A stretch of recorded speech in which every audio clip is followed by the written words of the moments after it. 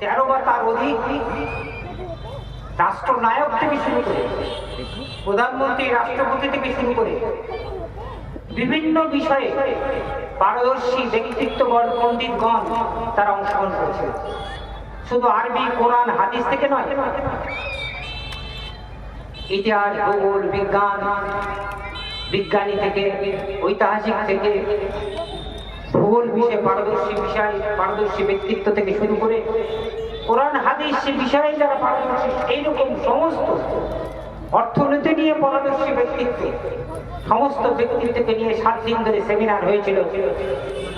একটা উদ্দেশ্য, যে সারা বিশ্বের মুসলিম শিশুদেরকে কিভাবে তাদেরকে ইসলামী শিক্ষা দেওয়া যায়। তারা 7 দিন ব্যাপী সেমিনার করে তারা এই সিদ্ধান্ত উপনীত হয়েছিলেন যে ইসলামী শিক্ষার মূল উদ্দেশ্য, মূল লক্ষ্য হবে কি, যে বড় ক্যারিয়ারিস্ট তৈরি করা না। আমরা বর্তমানে যে ট্রেন্ড দেখতে পাচ্ছি, একটা ছোট্ট শিশু জন্মালে সে কুড়ি ঘরেই জন্মাবে না কেন, বা রাজার রাজপ্রাসাদে জন্মাবে না কেন, প্রত্যেকের কোন শুভ ইচ্ছা, সুপ্ত ইচ্ছা, মা বাবাদের একটাই, ডাক্তার হতে পারবে তো, আমার ছেলে যেন ডাক্তার হতে পারে, আমার ছেলে যেন ইঞ্জিনিয়ার হতে পারে, আমার ছেলে যেন বিজ্ঞানী হতে পারে। কিন্তু সেদিন 1977 সালের সেই বিশ্ব বরেণ্য ব্যক্তিত্বরা এসে সেদিন সে কথা বলেনি যে তাকে ডাক্তার করতে হবে, তাকে ঐতিহাসিক বানাতে হবে, তাকে ব্যারিস্টার বানাতে হবে, তাকে ইঞ্জিনিয়ার বানাতে হবে, তা বলেনি। তারা বলেছিলেন ইসলামী শিক্ষার মূল উদ্দেশ্য, মূল লক্ষ্য হবে একটা মানুষ তৈরি করা, একটা মানুষ তৈরি করা, নৈতিক মানুষ তৈরি করা, নীতিবান মানুষ তৈরি করা, মানবিক মানুষ তৈরি করা, যে মানুষ হয়ে, শিশুটা মানুষ হয়ে সমাজকে পথের দিশা দেবে। সেই জন্য ইসলামী শিক্ষা শুধু ওই জীবন গড়া, শুধু ক্যারিয়ারিস্ট চাকরি পাওয়ার জন্য শিক্ষা নয়, সেটা হচ্ছে দুনিয়া এবং আখিরাত, দুটো জীবনে, দুটো পৃথিবীতে যাতে সে সুপ্রতিষ্ঠিত হতে পারে, সে বেহেশত লাভ করতে পারে, সে জান্নাত প্রাপ্ত লাভ করতে পারে, এই যাতে ইহকালেও ভালো থাকতে পারে এবং পরকালেও থাকতে পারে, ভালো থাকতে পারে, তার সুবন্দোবস্তের জন্য প্রথম main objective of Islamic education is to make good human being, একটা ভালো মানুষ তৈরি করা। আমি অনেক জায়গায় বলেছি, এই 21 শতাব্দীতেও ভালো মানুষের খুবই অভাব। একজন গ্রিক দার্শনিক, এই ঘটনাটা অনেক জায়গায় আমি বলেছি, আপনাদের আরেকবার বলে যাই। একজন প্রখ্যাত গ্রিক দার্শনিক, আপনারা অ্যারিস্টটলের কথা শুনেছেন, আপনারা প্লেটোর কথা শুনেছেন, যারা শিক্ষিত মানুষ, সেই গ্রিসের লোকের, সেই গ্রিকের দার্শনিকের, এই সমস্ত কথিত যশা যারা দার্শনিক ছিলেন, তাদের মধ্যে একজন দার্শনিক, এমন একজন কথিত দার্শনিক যারা রাস্তা দিয়ে হেঁটে যাচ্ছেন, গ্রিসের রাস্তা দিয়ে হেঁটে যাচ্ছেন দুপুর বেলায়, মধ্য গগনে সূর্য, মাঝ আকাশে সূর্য, সেই সময় তো হাতে একটা লণ্ঠন জ্বালিয়ে, হ্যারিকেন জ্বালিয়ে, হাতে একটা লণ্ঠন, কিন্তু লণ্ঠনটা জ্বালিয়ে যাচ্ছে। তো সবাই বলছে যে এত বড় একজন দার্শনিক আমরা দেখেছি, কবে থেকে খ্যাপা হয়ে গেছে, কবে থেকে পাগল হয়ে গেল, যে এইরকম মধ্য গগনে সূর্য, মাঝ দুপুর বেলা, দ্বীপ্রহর, সেখানে হাতে লণ্ঠন সেটা আবার জ্বালিয়ে যাচ্ছে। হঠাৎ একজন পথচারী তাকে সম্বোধন করতে না পেরে সে বলছে, শুনুন শুনুন, আপনার হাতে এটা কি? তো হাতে লণ্ঠন, তো বলছে এটা তো জ্বালানো কেন দুপুর বেলা? তো বলছে, বাবা আমি লণ্ঠনটা, হ্যারিকেনটা জ্বালাতে আমি বাধ্য হয়েছি। কেন? বলছে এই মধ্য গগনে সূর্য, মাঝ আকাশে সূর্য, এত রৌদ্র করজ্জ্বল আকাশ, এত স্পষ্ট দিন, এই দিনের আলোতেও আমি মানুষ খুঁজতে বেরিয়েছি, একটা মানুষও খুঁজে পেলাম না। ভাবলাম বোধহয় সূর্যের আলো কমে গেছে, তো আমার লণ্ঠন জ্বালিয়ে আমি খুঁজতে বেরিয়েছি যদি একটা মানুষ খুঁজে পাওয়া যায়। একবিংশ শতাব্দীতে প্রচুর মানুষের অভাব, আর সেই মানুষ গুলো কে দিতে পারে? এইরকম লাল মাটির মতো মাদ্রাসা, যে মাদ্রাসাগুলো এই কোনে কোনে টিম টিম করে জ্বলছে, সেগুলোকে কিন্তু আকাশের ধ্রুবতারার মতো আপনাদেরকে চালাতে হবে, যাতে কোরআন এবং হাদিসের শিক্ষা আপনাদের দিতে পারে। কোন মানুষ ইসলামী বিশ্বের চতুর্থ খলিফা উমর রাদিয়াল্লাহু আনহু বলছেন, একটা বিখ্যাত ম্যাগাজিন আসতো ইংলিশে, আল জুমা ম্যাগাজিন, এক সময় আমেরিকা, ইংল্যান্ড এবং সৌদি আরব থেকে বেরোতো, এখন এটা বন্ধ হয়ে গেছে। আপনার ওয়েবসাইটে অনলাইনে দেখা যায় আল জুমা ম্যাগাজিন। আমার কাছে আসতো তখন, তো সে আল জুমা ম্যাগাজিনের একটা আর্টিকেল পড়তে পড়তে দেখছিলাম উমর রাদিয়াল্লাহু আনহু,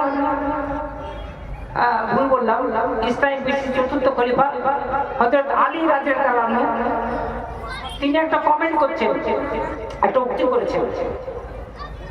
তিনি বলছেন যে মানুষ এমন তিনটি কাজ ভালো করে, মনে করেন আমি খুব ভালো কাজ করেছি এবং সেই ভালো কাজ পরিবর্তে আমি প্রতিদান পাবো, কিছু আল্লাহর কাছে নেকি পাবো, কিছু প্রতিদান পাবো। কিন্তু তিনি বলছেন, আলী রাদিয়াল্লাহু আনহু বলছেন, আমার কথা নয়, ইসলামী বিশ্বের চতুর্থ খলিফা তিনি বলছেন যে ওই লোকগুলো মনে করে যে ভালো নেকি পাবে, কিন্তু তারা কিছু নেকি পাবে না, কোনো প্রতিদান পাবে না। কি এমন তিনটে ভালো কাজ? বলছে মানুষ মনে করে যে ইবাদত করে তারা, কিন্তু ইবাদত যদি না জেনে করে, না বুঝে করে, তাহলে সেই ইবাদতের কোনো মূল্য থাকবে না, সে তার প্রতিদান পাবে না। Worship without knowledge, worship without knowledge. আমি সালাত আমি জানি পড়তে হবে, আমি পড়ছিও, কিন্তু সালাত না জেনে, না শিখে, তার পদ্ধতি প্রকরণ কি, কিভাবে সালাত পড়তে হবে, নামাজ পড়তে হবে কি করে, আমি কিছুই জানিনি, কিছুই শিখিনি। কপালটা মাটিতে ঠক ঠক করে ঠেকাচ্ছি আর ওঠাচ্ছি, আমার নামাজ কি বলছি তাও আমি জানি না, কি বলছি তাও জানি না, তার মর্ম কথাও কিছু বুঝি না।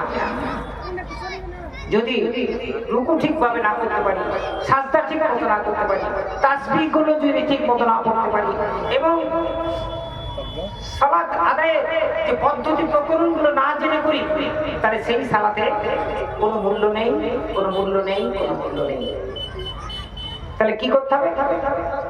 যদি সালাত আদায় করতে হয়, আপনাকে জেনে বুঝে পড়াশোনা করে করতে হবে।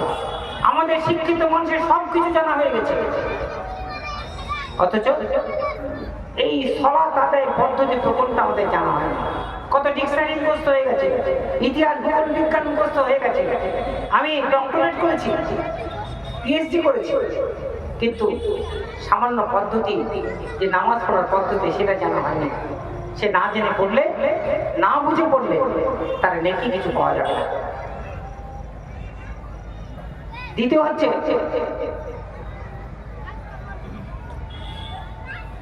Knowledge devoid of faith.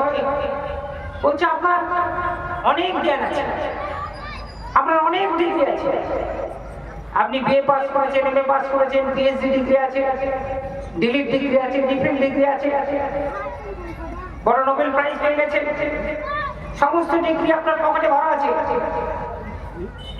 কিন্তু আপনার হারাম আর হালালের জ্ঞান নাই। তাকে হারাম বলে আর কাকে হারাম বলে তাও নাই, আর হারাম হালাল মধ্যে পার্থক্য করতে পারেন না। তাহলে আলী রাদিয়াল্লাহু আনহু বলছেন, এইরকম জ্ঞানের কোনো মূল্য নেই, এইরকম জ্ঞানের কোনো মূল্য নেই, এরকম জ্ঞানের কোনো প্রতিদান আপনারা পাবেন না।